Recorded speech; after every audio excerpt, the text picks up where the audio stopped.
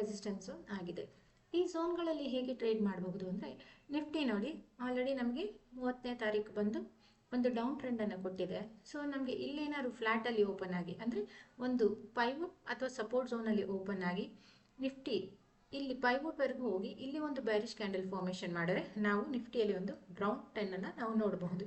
ಅಥವಾ ಇಲ್ಲಿ ಒಂದು ಬ್ಯಾರಿಶ್ ಕ್ಯಾಂಡಲ್ ಫಾರ್ಮೇಷನ್ ಬಂದು ನಿಫ್ಟಿಯಲ್ಲಿ ಇಲ್ಲಿ ಒಂದು ಸಪೋರ್ಟ್ ಝೋನ್ನ ಅಂದರೆ ಈ ಸಪೋರ್ಟ್ ಝೋನಲ್ಲಿ ಒಂದು ಬುಲಿಶ್ ಕ್ಯಾಂಡಲ್ ಫಾರ್ಮೇಷನ್ ಮಾಡಿದ್ರೆ ನಾವು ಇಲ್ಲಿಯವರೆಗೆ ಫಸ್ಟ್ ಟಾರ್ಗೆಟ್ಗೆ ಅಂದರೆ 25,761ರವರೆಗೆ ನಾವು ನಮ್ಮ ನಿಫ್ಟಿಯಲ್ಲಿ ಒಂದು ಅಪ್ ಟ್ರೆಂಡ್ನ ನಾವು ನೋಡಬಹುದಾಗುತ್ತೆ, ಟ್ರೇಡ್ ಮಾಡಬಹುದಾಗುತ್ತೆ.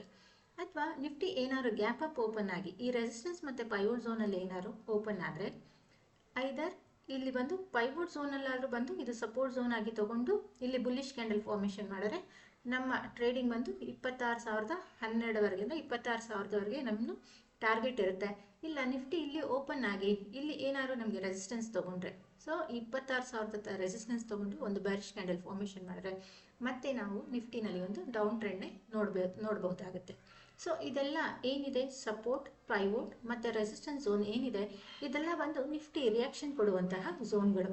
ಈ ಪೈವೋಟ್ ಝೋನಲ್ಲಿ ನಾವು ಕ್ಯಾಂಡಲ್ ಕನ್ಫರ್ಮೇಷನ್ ಮತ್ತು ಅದರ್ ಇಂಡಿಕೇಟರ್ಸ್ ಇಲ್ದಿರನೇ ನಾವು ಟ್ರೇಡ್ನ ತಗೊಳ್ಬಾರ್ದು. ಸೊ ನಮಗೆ ಯಾವುದೇ ಒಂದು ಟ್ರೇಡ್ನ ತಗೊಳ್ಬೇಕಾದ್ರೆ ಈ ಝೋನ್ನಲ್ಲಿ ಹೇಗೆ ರಿಯಾಕ್ಟ್ ಮಾಡುತ್ತೆ, ಇಲ್ಲಿ ಬುಲಿಶ್ ಕ್ಯಾಂಡಲ್ ಫಾರ್ಮೇಷನ್ ಆಗುತ್ತಾ ಅಥವಾ ಬೇರಿಶ್ ಕ್ಯಾಂಡಲ್ ಫಾರ್ಮೇಷನ್ ಆಗುತ್ತಾ ಅನ್ನೋದ್ರ ಮೇಲೆ ನಾವು ಟ್ರೇಡ್ನ ತಗೊಳ್ಬೇಕಾಗತ್ತೆ. ಸೊ ಈ ಎಲ್ಲ ಝೋನ್ಗಳು ನಿಫ್ಟಿ ರಿಯಾಕ್ಷನ್ ಮಾಡುವಂತಹ ಝೋನ್ಗಳು. ಕ್ಯಾಂಡಲ್ ಕನ್ಫರ್ಮೇಷನ್ ಮತ್ತು ಟ್ರೆಂಡ್ನ ಕನ್ಫರ್ಮೇಷನ್ ಮೇಲೆ ನಾವು ಟ್ರೇಡ್ನ ತಗೊಳ್ಬೇಕಾಗುತ್ತೆ. ಡೈಲಿ ನಿಫ್ಟಿ ಟ್ರೇಡಿಂಗ್ ಲೆವೆಲ್ಸ್ ಮತ್ತು ಸ್ಮಾರ್ಟ್ ಟ್ರೇಡಿಂಗ್ ಟೆಕ್ನಿಕ್ಸ್ಗೆ ಶ್ರೇಷ್ಠ ಟ್ರೇಡಿಂಗ್ ಅಕಾಡೆಮಿಯನ್ನು ಫಾಲೋ ಮತ್ತು ಸಬ್ಸ್ಕ್ರೈಬ್ ಮಾಡಿ. ಈ ಕಲಿಕೆಯ ವಿಡಿಯೋ ನಿಮಗೆ ಇಷ್ಟ ಆಗಿದರೆ ಲೈಕ್ ಮತ್ತು ಶೇರ್ ಮಾಡಿ.